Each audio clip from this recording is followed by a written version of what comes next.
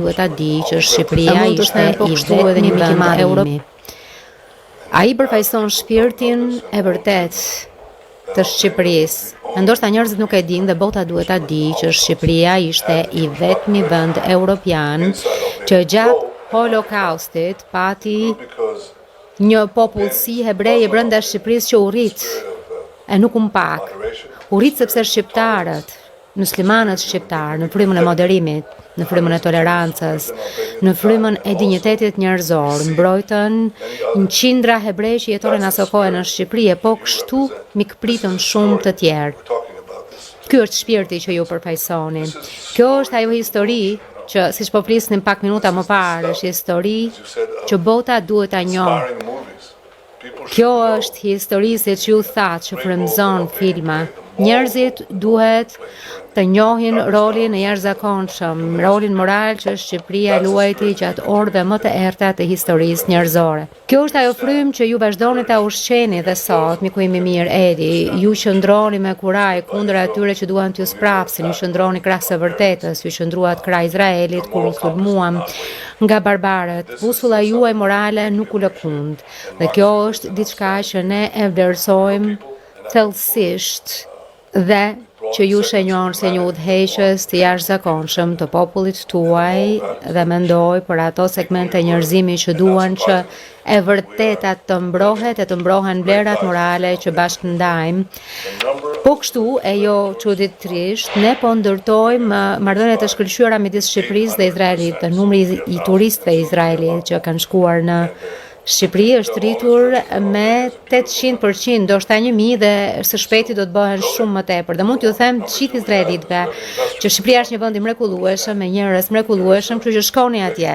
Kjo ishte e para. E dyta, kemi kompani investues izraelit të cilët dinë që ka një mundësi të madhe ekonomike në Shqipëri, ka një orientim drejt tregut të lirë dhe që ka gjëra që mund të zhvillohen së bashku me shqiptarët.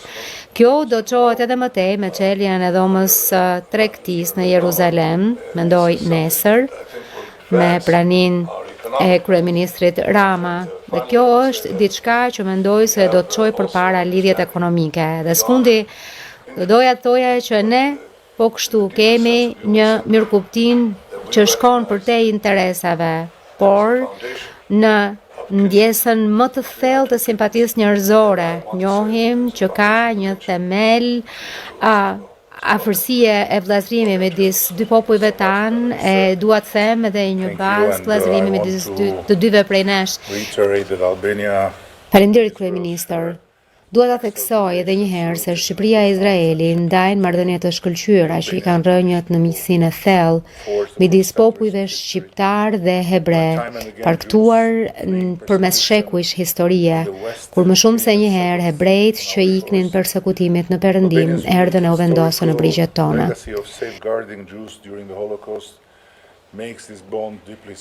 Trashëgimia unike historike e Shqipërisë në mbrojtjen e hebrejve gjatë Holokaustit e bën këtë lidhje thellësisht të veçantë. E për mua, për ne, është dëshmia e kurajës morale të gjyshërve tanë, një dëshmi që kur nuk duhet ta harrojmë. E duhet bëjmë gjithçka për ta trashëguar brez pas brezi. Qeveria është plotësisht e përkushtuar për ta kremtuar të trashëgimi të çmuar nga historia dhe mban një qëndrim të vendosur, të qartë e të pandryshuar kundër antisemitizmit, si brenda vendit ashtu edhe ndërkombëtarisht. Edhe pse popullsia shqiptare me shumicë muslimane u bashkua me solidaritetin në mbar botën, me vuajtjen e popullit të thjesht palestinez gjatë luftës në Gaza, shqiptarët nuk u mblodhën në mitingje urrejtje kundër Izraelit, e as projektuan zemratën e tyre për dhimbjen e tmerrshme të popullit palestinez mbi numrin në rritje të vizitorëve hebrej në vendin tonë. Kjo përbën një kontrast shumë të theksuar me atë çka për fat të keq ka ndodhur në shumë pjesë të tjera të Europës, ku antisemitizmi edhe një herë u shndërrua në një prani thellësisht trazuese. Vendi ynë qëndron në mënyrë të palëkundur kundër antisemitizmit, po aq sa qëndron kundër islamofobisë. Ne qartësisht refuzojmë të lejojmë urrëtitjen apo diskriminimin të udhëheq mendimin, veprimet apo marrëdhëniet tona me popull e vende të tjera. Vizita në Nova Site dje, me njëherë pas mbritjes, ishte thellësisht trazuese.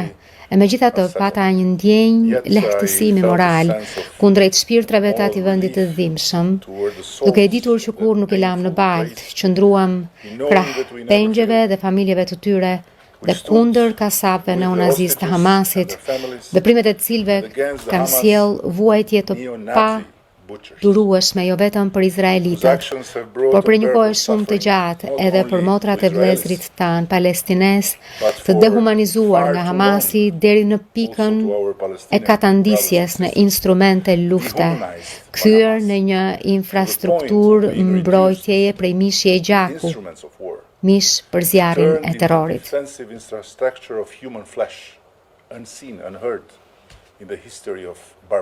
Diçka e papar dhe e padëgjuar në historinë e barbarive. Shqipëria është e nderuar që bëhet pjesë e bordit të paqes themeluar nga presidenti Trump dhe e shoh këtë ftesë jo vetëm si një njohje, por edhe përgjegjësi morale. Ne do të vazhdojmë të mbështesim të gjitha përpjekjet për të fshir planin e paqes për Gazën të presidentit Trump dhe do të luajmë rolin ton brenda forcës ndërkombëtare për stabilizimin e Gazës. Me Izraelin ne vazhdojmë të thellojmë bashkëpunimin në fushën e mbrojtjes, sigurisë kibernetike e kundër terrorizmit. Kryeministri më lejoni të shpreh edhe një herë mirënjohjen ton të thellë ndaj Izraelit për mbështetjen kritike gjatë sulmit kibernetik masiv të Iranit kundër Shqipërisë. Ashtu si Izraeli, Shqipëria nuk ka asnjë marrëdhënie diplomatike me Iranin, një vend i madh me civilizim të jashtëzakonshëm që është shndërruar në një ishull terri nga urrëtia e verbër kundër çdo drite. E ndërsa lutemi për shpirtrat e panumërt që kanë humbur ditët e fundit në zjarret e komeinizmit, mbajmë shpresë dhe bindje se ditët e vrasësve të Teheranit po vijnë drejt fundit. Nga ana tjetër, mirëpresim rritjen e tregtisë dhe të investimeve, mbështetur në ekspertizën teknologjike të Izraelit e sidomos marrëveshjet që po arrim ditë pas dite për të ndërtuar bashkërisht një prodhim të ri të mbrojtjes e sistemit ushtarak dhe fal partneritetit me Izraelin, por rikrijojmë kushtet për prodhimin Made in Albania të sistemeve të mbrojtjes që të shtrihet edhe jashtë vendit. Në këtë frym të bashkëpunimit në rritje, do të